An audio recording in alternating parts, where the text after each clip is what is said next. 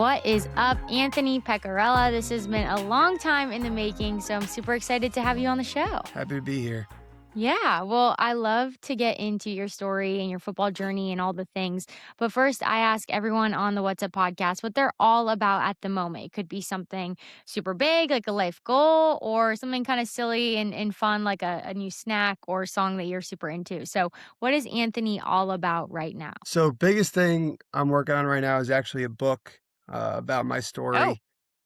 Trying to it's hard to put the whole story into words, so kind of going through that whole process right now. But a old coach of mine in high school, cancer survivor, um, the first thing he told me when I got diagnosed was, "I can't wait to read your book." And he had wrote a book about his journey, and he told me that when I went through mine to document everything I go through. And so he told me that when I was done and rang the bell, to write the book. And I remember him telling me that, and I was like, why would anyone want to read my story?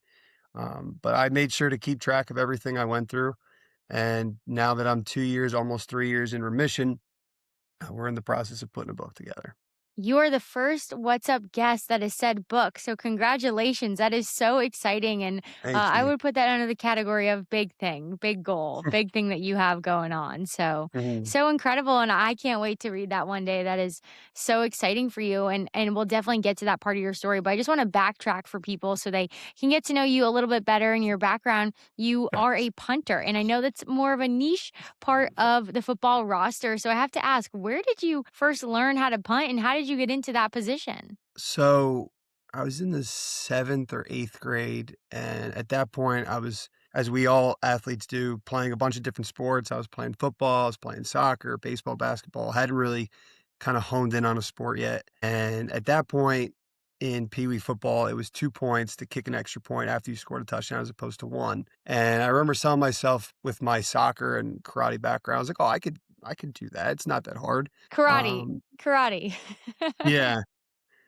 And I was like, "You know what? I'll give that a shot." And it was one of those things that I never really thought I'd end up doing because it was just a part of the game that you don't really focus on as a kid.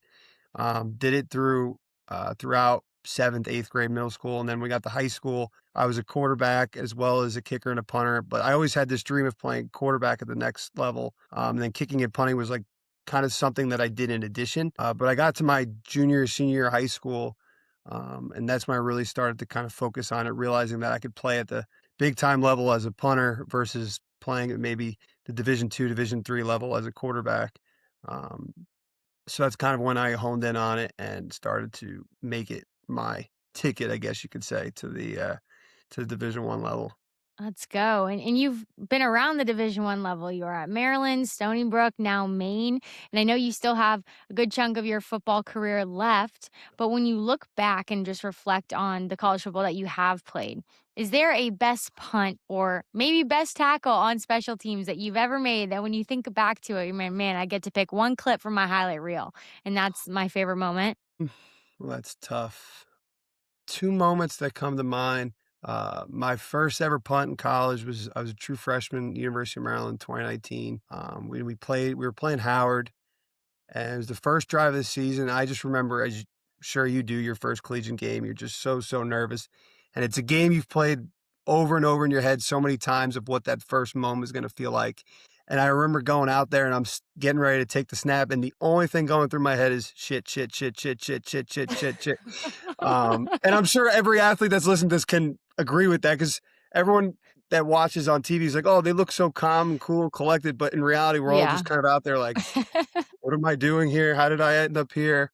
So that You're was just such screaming. You're surreal. internally screaming. It was just such a surreal moment because it was just years of hard work all kind of coming to fruition. It was a moment that no one could ever take away from you that you're an official D1 athlete at that point.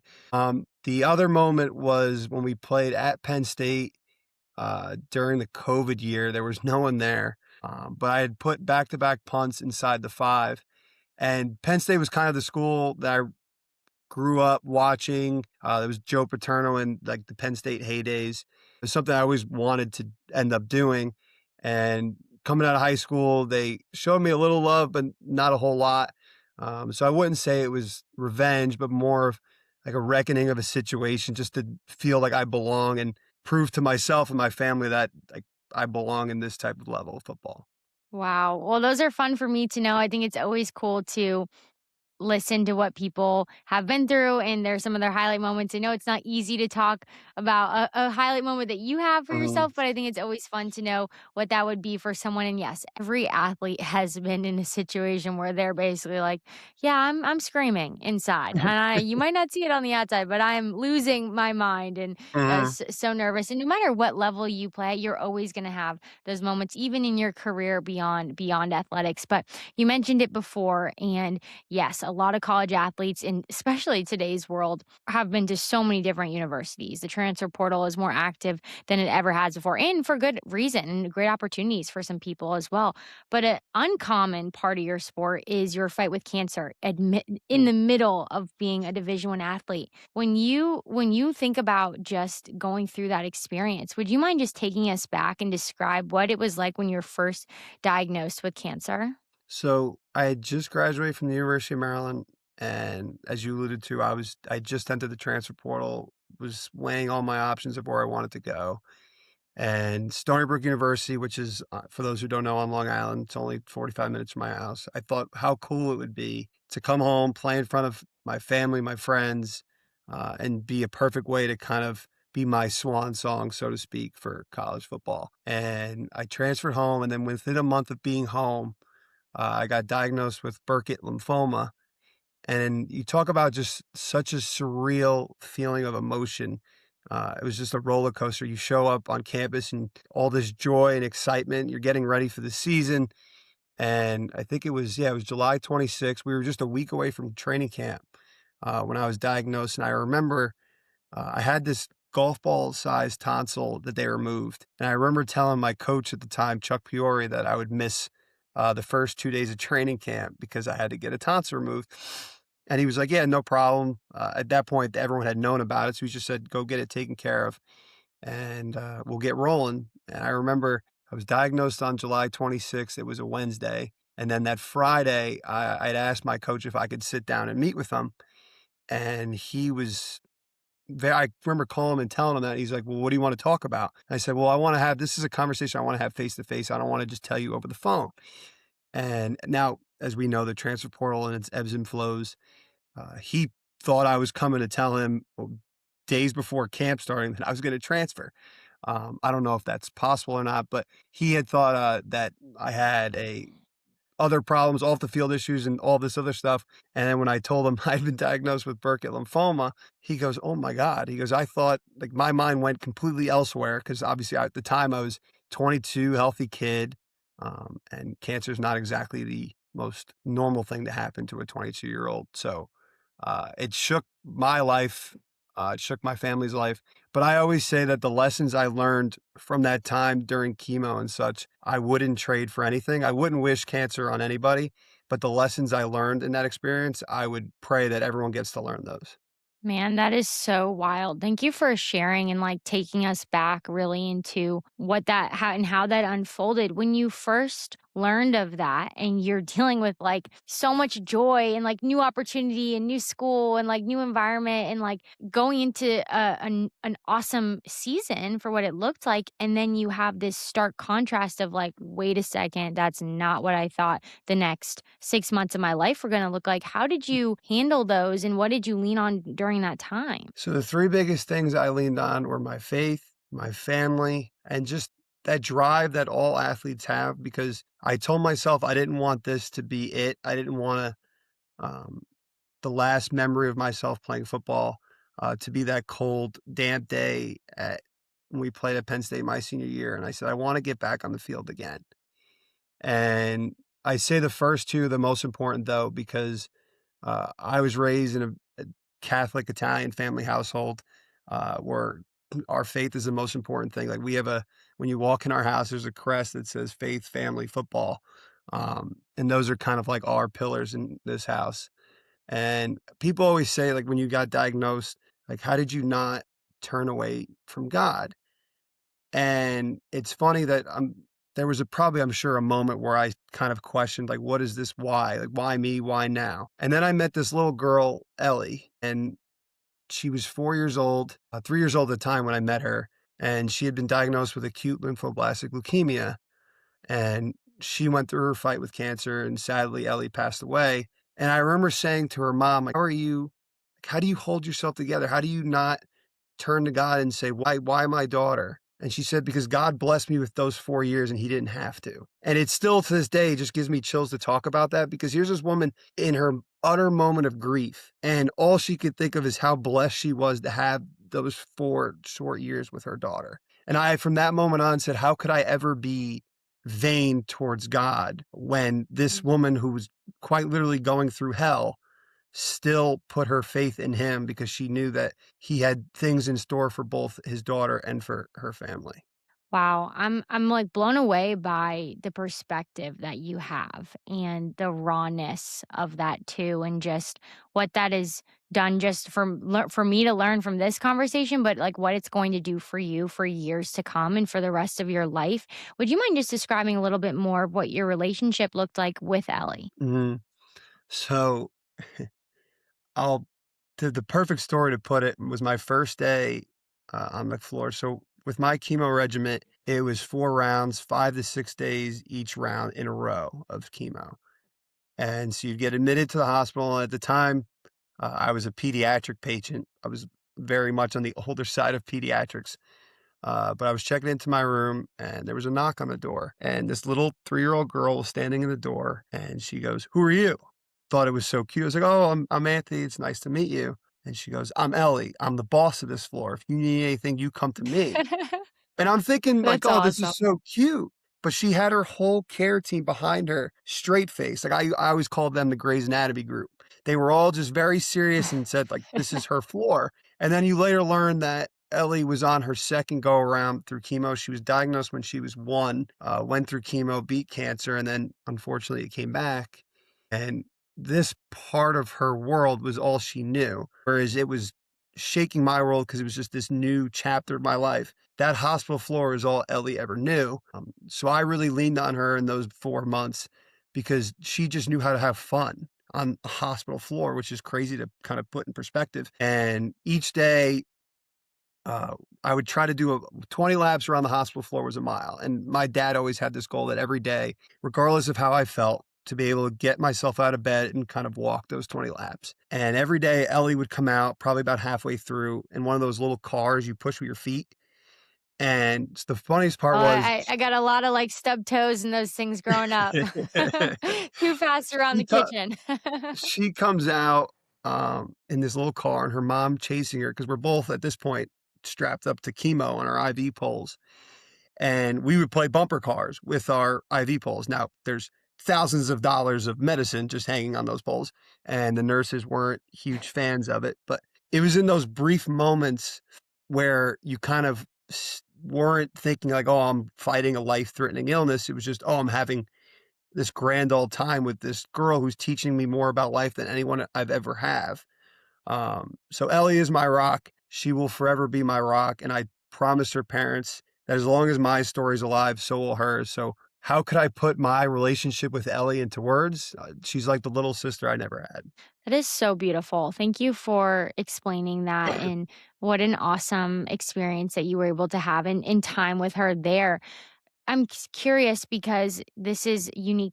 I've never gone through cancer, and so I can hear you say I doing my chemo treatments, but like I don't know actually the realness of that. Can Mhm. you just describe a little bit of like what that looks like and what is hard about that that people might not ever know unless you actually have to go through that, and just the grayness of it? So to put it in concrete terms, everyone knows with cancer, you undergo chemotherapy. And so chemotherapy is essentially an infusion of controlled poison. And I say that not to scare people, but to put in perspective just how extreme of what it is that you're being put in your body. And it's why they tell you so much to just hydrate, hydrate, hydrate, because the chemo goes in your body and then they try to flush it out as quick as possible because you could experience numerous of things of nausea, hair loss, mind numbing headaches. Those were the worst for me. For anyone out there who's ever had that terrible, terrible migraine. Um, During chemo, the first couple rounds, like that was the biggest side effect for me where I could be in a conversation like this, and it almost would feel like someone took 2 knives and was putting in the back of your head, and you literally would be brought to your knees, and you just feel so helpless, especially being an athlete background. All you've ever known is how to tough it out and kind of get through those tough days of workouts and practices and games. But this is one of those times that toughing it out isn't exactly the same in that regard. You really have to be open to lean on the people around you for simple things to help you kind of get through the day. But to kind of put into perspective the ebbs and flows of chemo, it's just it's like having the flu, food poisoning, and migraines all at the same time. It's just a terrible, terrible feeling.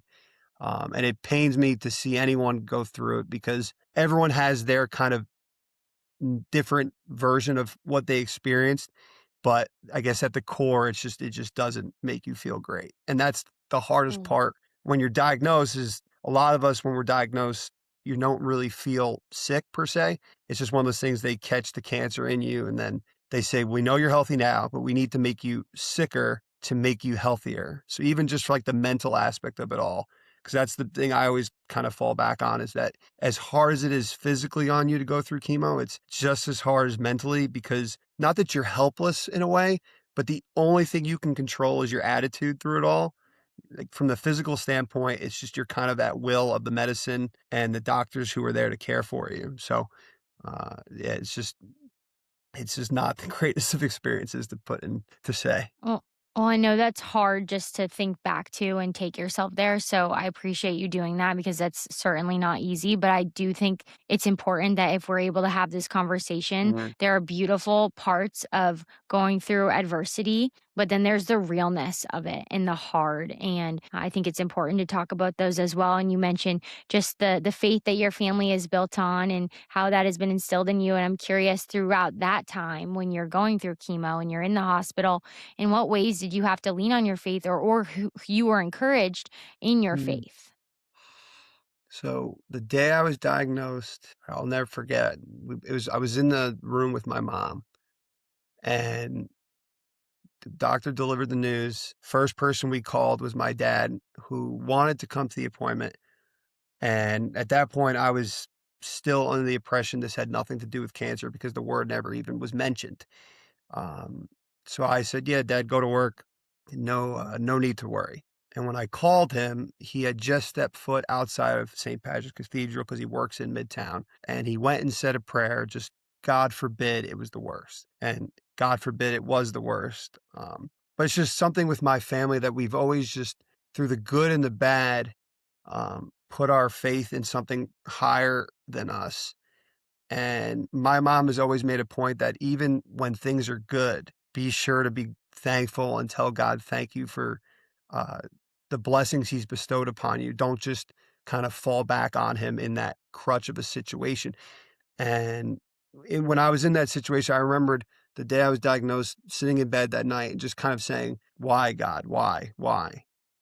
And it took me about a week or so to kind of really wrap my head around that there's a reason he's doing this because in our family, we always say everything happens for a reason, good or bad. And it took me a while to kind of see what his plan was for me. And I'm still on this journey, as we all are, trying to see why it is God puts us in the places we are to do these things. And with my diagnosis, I feel wholeheartedly that there was a reason I went through that because he wanted to show me and teach me stuff about life so that I could later use it. But I always just lean on the people who kind of always, if things go wrong in their life and they say, "Why, God? Why did you do this to me?" I go, instead, you almost want to say thank you and just say, "What is it you have in store for me after this? What is this stepping stone of an opportunity going to lead to?" And I get in that moment of diagnosis or hardship you go through in your life, that's not the first thing you usually think about, but that's just human nature.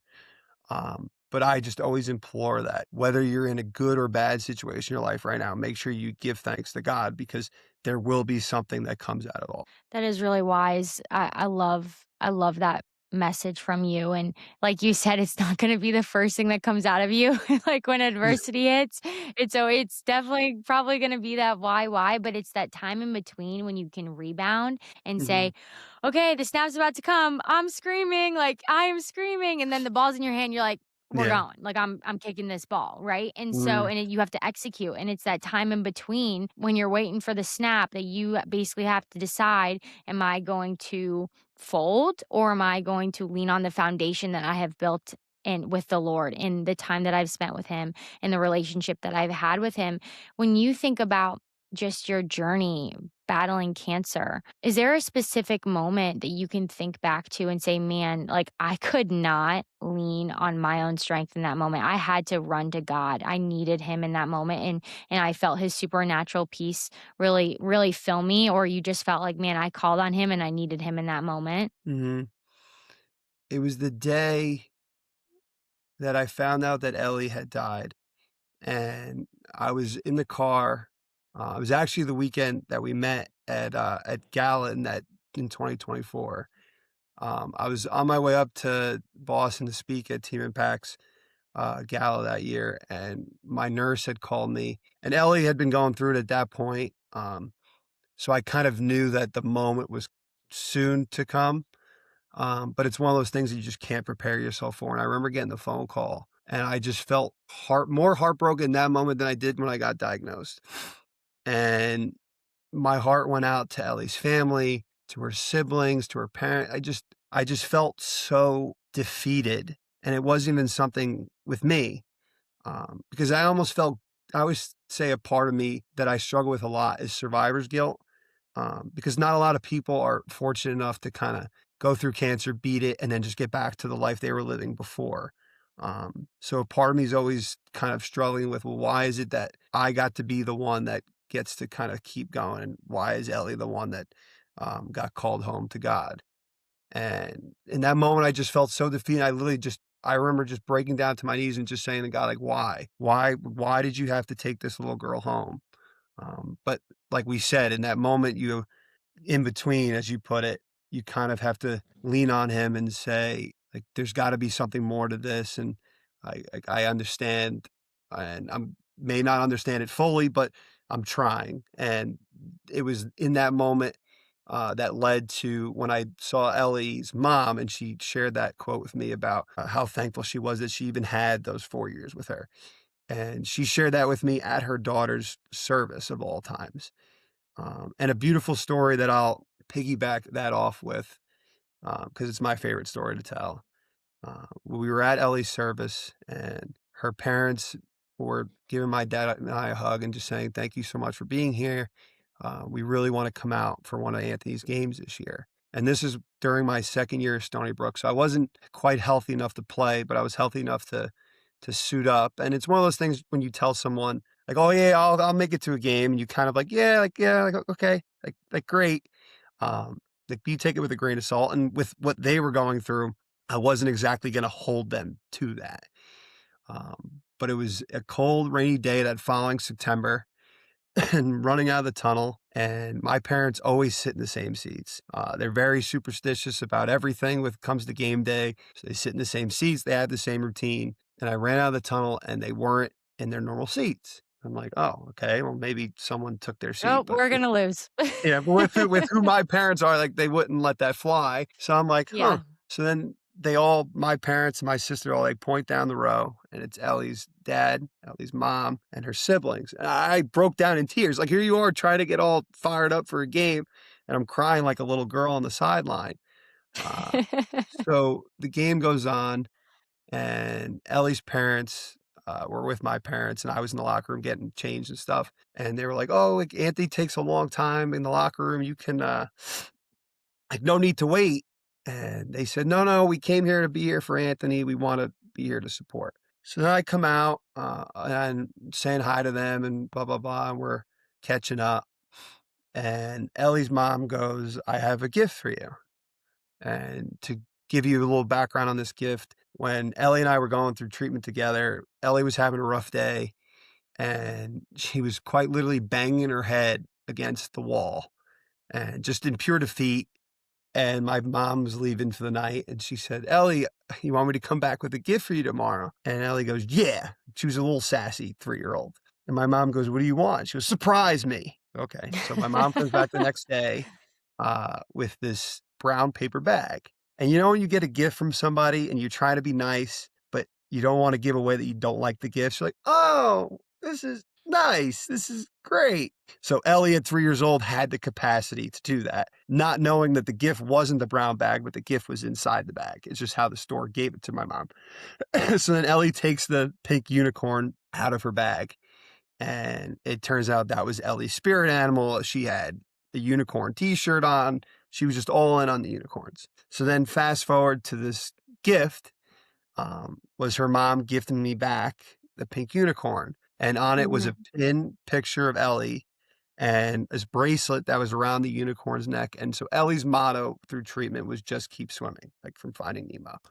And that's now my motto. Everything I do, every post I do, every time I talk to someone who's a cancer survivor who's going through treatment, I always end the conversation with just keep swimming, just in honor of her, and also just as a friendly reminder to just keep going. And so she gives it to me, and it's my most prized possession. It's with me everywhere I go. It's the first thing I see when I wake up every morning. It's the last thing I see before I go to bed. And it's just a reminder of both my faith in God, my perspective on life post cancer, and just to enjoy the small things in life because your life could quite literally change on a dime. Um, so if you're in a moment that you can enjoy, why not just be full 100% in it rather than kind of drifting off to what's next? Just keep swimming. I love that story. It's so cool to hear that. I actually have a little flounder figurine that I keep with me, and I always have it. It was gifted to me by my mom, and she wrote me a note that said, keep swimming. And so it's so little, it's like a little toy, but I keep the flounder with me because it's a great reminder. And sometimes you need those physical things that you can see, you can touch to bring you back, right? Into Mhm, like what your eyes need to be fixed on. And so I have a connection to that phrase, and I love to hear what Ellie's motivation was with that as well. And just to go back a little bit to what you said about that kind of survivor guilt, it reminded me about what you were saying earlier in a way of the like, okay, God, why me? Why me? And it's like mhm, for the survivor guilt, thoughts, it's okay, what do you have for me? It's that exact same perspective shift of like, okay, I'm here. Like, what do you have for me now rather than that why? And so, thank mhm. you for being real about that because that's real and that's hard. And I appreciate you talking about that. And I'm excited to meet Ellie one day, and that'll be a great, beautiful day with no more She's a tears little and all sassy, the so things. be She's a careful when little you sassy. I mean, she's watch got a out. little She might sass take to my her. flounder. I'm gonna hide my flounder so I can keep it. But man, that is so. I'm so excited to meet her one day. But you did mention Team Impact, which is an organization that I love and I know you love, and they match children fighting illness with NCAA college teams. And so, would you mind just describing like your work with Team Impact, your experience with Team Impact, and why athletes should get involved? So, Team Impact, as you said, is a nonprofit. We pair kids with serious illness and disabilities with college sports teams. We're represented in all 50 states, over, I don't know, 800 different schools. And it's just such a beautiful thing. And it's so simple that it's kind of hard to think that it's that simple. So I've been fortunate that at every school I've been at, we've had a match. At the University of Maryland, we were matched with a young man, Cal Taylor, who suffers from juvenile dermatomytosis, and there's no known cure for it. He was undergoing chemo since he was 5 years old just to stay alive. And when he was matched with us at Maryland, he was 9, and he was this quiet, shy kid, would always hide behind his mom, wouldn't really want to kind of interact with the guys. And the more he would show up, the more comfortable he got around the guys. He started to grow out of his shell. And it's crazy to think now he's 14 and he talks about like playing sports in high school and girls and like he's just living a normal life. And now he still deals with his diagnosis, but because of the experience he's had being a member of the Maryland football team, he knows what it's like to be a part of something outside that diagnosis. And that's what's so beautiful about Team Impact is that it gives kids who are going through hell on a daily basis, like a quite literal outlet. And then at Stony Brook, we were matched with a young man, Milo Nicholson, who has spina bifida. Um, and it was a birth defect where he was told as a doctor, as a child, he'd never be able to walk. And while at Stony Brook, after every kickoff, he runs on the field to pick up the kickoff tee. And while it sounds, again, so simple, it's such a moving moment because he's running back to the sideline to a team full of people cheering for him just because he ran a few yards to pick up a tee. Uh, but it just gives him, again, that outlet to be a part of something outside of their diagnosis. And then up at Maine, we have a young man, Cooper Perez, who has cerebral palsy, and he is such a rock star because unlike the first 2 matches who don't know how to shut up sometimes and he'll just jabber on, he's Cooper doesn't say much, but more so in how he carries himself. And one of the coolest moments I've gotten to have as a Team Impact fellow was last year up at Maine, and we went to Cooper's football game. Now in Maine, they play 8-on-8 football, I believe it is, and it's crazy thing to see. But Cooper was out there running around. He was making plays, and I think there was probably 50 or 60 of us that showed up to see him play. And here we are at a middle school field on a Tuesday at 6 o'clock. And when I had got to campus at Maine, Team Impact had never been ever before heard. And just a few short months, how quick these guys bought in. It was just so beautiful. And as you know, being around it, once you're around Team Impact, you realize just how beautiful of an experience it is. Because on paper, it's student athletes helping kids. But in reality, it's the kids teaching these 18 to 22-year-olds about perspective on life and letting those guys, men and women know that that 5 a.m. practice isn't all that bad. That double session in the hot summer sun isn't all that bad because what they go through on a daily basis is 100 times worse than what we go through. But the fact that they still show up every day with a smile on their face and excitement to just be in around everybody, it's just such an eye-opening experience. And I'm so glad that I got involved 4 years ago as a resume builder, believe it or not. But now it's the last thing I ever think about when I think of Team Impact is, oh, my resume looks good. I just more so think of Right. those 3 young men. Man, that's awesome. You know what's so funny is that my Team Impact experience kind of started in a similar way. I tried to say no to like applying for it because I just had so much on my plate. And I said, okay, you know what? I'll take the phone call.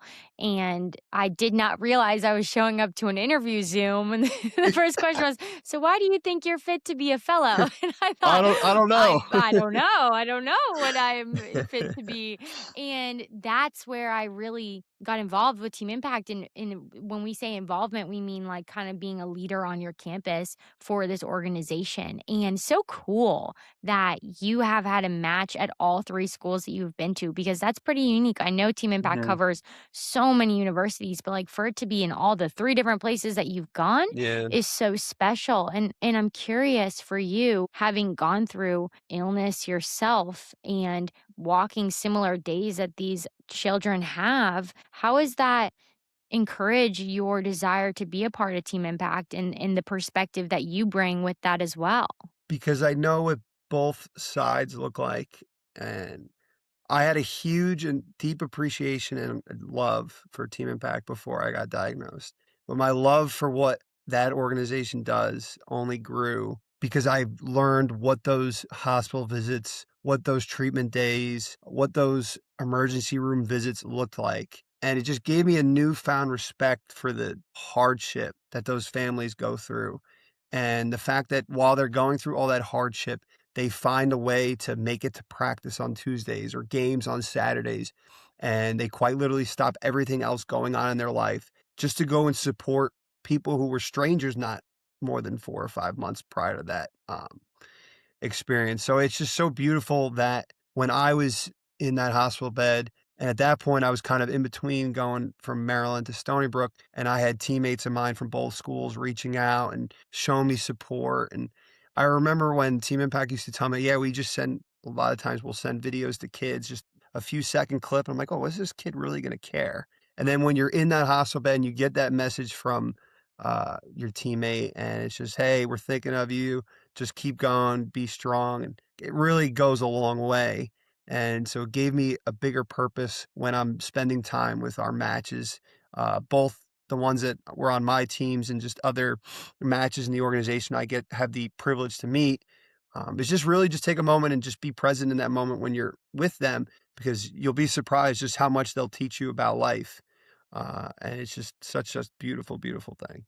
That is so powerful, just the way the Lord has worked your story and your heart for Team Impact beforehand. Like, I think it could have been one thing if you had discovered Team Impact through your cancer diagnosis, and like that still would have been a beautiful story. Mhm. But like, look at the way that he did it. Like, oh my word, the power that he has brought into you to be able to speak on Team Impact is so cool. And as someone who like loves the organization more than anything and believes in it more than anything, like it's so cool for me to know like that you are someone out there like pushing this forward and a leader in that space. It is so exciting and it is so cool and it makes me so pumped for all the years to come. But I think a important part of your story that we have not mentioned is you did get to ring the bell in November of that year in 2023, and you did caption that post that you did about it. And thank you for like being so vocal about your journey too, because I think that is what's going to help so many other people go through similar things. Is just even when you see someone on social media who might not be geographically close to you, but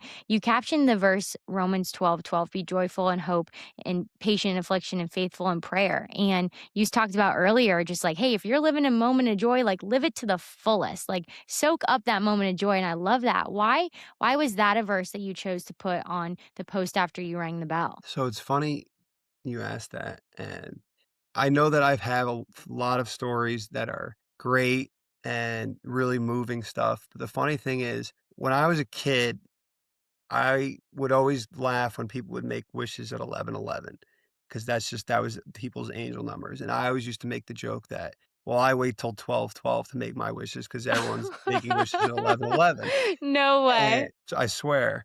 And a good friend of mine, Dan, when I had got diagnosed, sent me that verse, and through no fault of my own, the first thing I looked at was the numbers, not the words. Um, and I was just like, wow, because he didn't know that story, because like, only my family knows that at 12:12 is when I make my Yeah. wishes. But the words just speak so true, to my experience, that when you're going through those tough times, it's okay to kind of just be vocal about what it is that you're going through. And it's okay to celebrate those wins, like ringing the bell, getting back on the field. And it's okay to give glory to God, because none of that would have been possible had it not have been written by him. Like, I always tell people that we're just what's the word? We're just carrying out, I'm thinking there's a word I'm thinking of, like, I'm having a brain fart, but God has already written the story. We're just bringing it Mhm. all to fruition. He's already mapped out everything, and it's why he's this higher being that we follow, because he's already written out our whole life, and we're the ones that are just fulfilling his prophecy. And when you kind of look at life in that aspect, you don't it almost puts you at an ease, because he's got you. And it's hard, I know, at times to kind of, as they say, Jesus take the wheel. It's hard to kind of relinquish that power. But my mom always says that God laughs when you make these big plans, because they're minuscule to the plans that he has in store for you. So when I get to go speak in front of crowds of hundreds and thousands of people, um, and share my story, had I known that before I was diagnosed, I'd be like, "Oh, okay, well, now I see the vision." But the whole point is he wanted me to go through that hardship so that I could appreciate those moments that I get to share my story and hear other stories along the line. Because the coolest part of this whole journey post the bell ringing is being able to sit with other people going through cancer, both uh, after ringing the bell and during the ring of the bell. Because I always say it's a journey just as much beyond the bell as it is before. Because before you ring that bell, everything is planned and regimented, and you know your treatment days and what you're doing on that day. When you ring the bell, there is no book per se on how you go back to living your life. And getting to have those conversations with young men and women who are both trying to figure out what it's like to be a 24-year-old in today's day and age. But on top of it all, you just went through a life altering diagnosis, and part of you is happy that you beat it. But then there's also a party that's like, I really hope this doesn't come back. So it's a juggling act, but it's really special to sit and have conversations with those people because of this newfound perspective they have on life and how excited they are to go out and try new things and meet new people and just everything of that nature. Like you just feel a little freer because you had this diagnosis that changed your life, and you never know if it will come back or not. But before it does, I'm going to make sure damn well I enjoy every moment I got before that. Mm. Your comments just there about life beyond the bell are so interesting to me. I'm curious throughout this season of your life, headed Hmm. into a new football season, which is exciting, but also, the weight of the responsibility that you have for yourself and what you want to share with others. What do you feel the Lord has opened your eyes to or putting on your heart in this season in the heart of that and those thoughts that you do have to battle? To appreciate it. Last year, when I went on the field for the first time in over 2 years, we were playing at Liberty University of all places, very Christian Come school. on, no way. That's And awesome. the first punt I had, it was fun. Well, actually, before that, I stepped on the field the first time to hold for an extra point, and I was thinking like, "Oh, this is pretty lackluster." I thought I'd be overcome with emotion, but when I went back You out to thought they were punt, doing a fake fourth down, I'm gonna throw the ball. You're like, "This is um, my moment, you guys are making me hold." when I went out for the first punt and I came back to the sideline, I remember I quite literally dropped to my knees. And it was just in the grand scheme of the games, it was a 40-yard punt that was fair caught. And to everyone at home watching the game, not knowing what had just happened, we're just like, all right, well, I'm going to go to the bathroom. I'm going to go grab a snack. I'm just thinking about like, all right, what's the next drive going to be? But for me, for my family, I was in tears. I'm on my knees, just thanking God. Thank you for this moment. And then you kind of get back into the swing of things of being an athlete. And there's definitely moments as any athlete goes through the season where you're just overly hard on yourself and you're like, oh, I wish I could have that rep back. I wish I could have that back. And it wasn't until the end of the year where I kind of really just said, I want to just enjoy this because there isn't another season promised. And will I ever play football again after this year? I don't know. That's for God to decide and for me to fulfill. Would I like to? Yeah, sure. The 5-year-old in me still wants to play at that NFL level. But um, what I've learned throughout my experience is just be appreciative of what you get to experience. Like in 2 weeks, I get to go see a teammate of mine from the University of Maryland get married. I get to see a cousin of mine who's like a big sister of me get married the week after. And those are moments that when you get diagnosed with cancer, you're worried you never get to see. So the fact that I get to go there, be in attendance, and be present in that is just such a blessing. So as I approach this 8th and final year of college football, just gonna appreciate, like, everything from the travel, the pregame meals, like, everything that every athlete will tell you just of how cool it is to be a part of a sports team in college. A lot of times when you talk with them, it's never about the game or, "Oh, I scored this game-winning goal." It's like, "Well, remember in training camp when so and so did this," or, "Remember the night before we played this team," or, "Remember that Saturday night after the game when we celebrate." Like, those are the little things you sometimes forget to take close to you, and you kind of just say, "Oh, well, next time. Well, next time." But when you get that nasty diagnosis, you never know if there is a next time. So when you get that opportunity, uh, you're gonna make the most of it.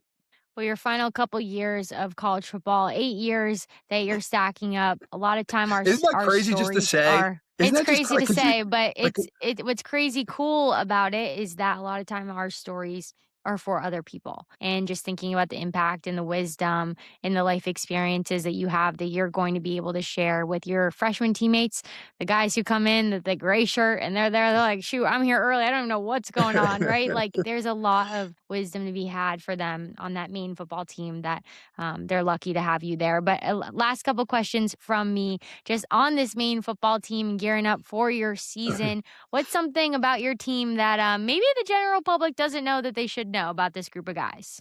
they're just such a great group of guys, and I don't say that as a recruiting pitch to recruits out there, but the University of Maine football team is just truly a family, and I remember when I got up there last year, I'd showed up the first day of training camp, didn't know anybody, all I knew was the position coach that recruited me and the head coach, and I'm thinking like, "Oh, they're gonna think I'm this tough guy who only didn't show up for summer workouts, just rolls in on training camp, just thinks he has it all figured out as the seventh year guy. And they just took me in as if I'd been there for 4 years. It's just such a beautiful experience to play for Maine football. And I don't take that lightly because not everyone grows up saying, I want to go to Orono, Maine and play Division I college football. But I'd be remiss if I didn't say what a moving experience it was to be around those guys. And even I went back for the spring game this past weekend, and same thing because I'm home working, trying to be an adult for the first time in my life. And I didn't know what type of reception I'd get not being there for winter workouts and spring ball. And it's as if I'd never left. Everything just kind of just picked up and moved along because they're just such a genuine group of people who are truly all there for love of the game because you don't go to Maine trying to be this flashy show star guy. You go there because you just genuinely want to keep playing football. And I love everything about it, everything that Coach Stevens and his staff stand for. They truly just want you to be the best version of yourself, both on and off the field. And it's why last year we started out not hot, and then we kind of rallied around each other. We won 6 games in a row and gave ourselves a shot to play for the CAA title. Unfortunately, falling short of that goal, but just to watch that group of guys with the amount of groups of teammates I've been around just rally around one another. And it's just the beauty of sport, right? It's just people from all different walks of life coming together from a common goal. So at the essence, I just love everything that the University of Maine stands by. Forever appreciative they gave me the opportunity to keep playing football. And I'm excited for what we can accomplish this year. Well, you said it wasn't a recruiting pitch, but that sounded pretty good. I think you might get a job after school if you want it. Recruiting Fun fact, office is we play open, we and play, we play your alma mater this year. you do, Boston College. When is it? Yeah, September 19th. Okay, right off the bat. All right. Well, I will have to get to Boston and watch that and hopefully get to see some great fourth down plays from Anthony. But seriously, thank you so much for taking the time. This was like so insightful and inspiring and encouraging. And I've known you off camera just from Team Impact, but it's been so cool and special for me to hear a little bit more about your relationship with the Lord, your faith, and just so encouraged about your heart for Team Impact as well. So we're cheering you on in football and all the things beyond. And thank you so much for taking the time. Thank you for having me. This was great.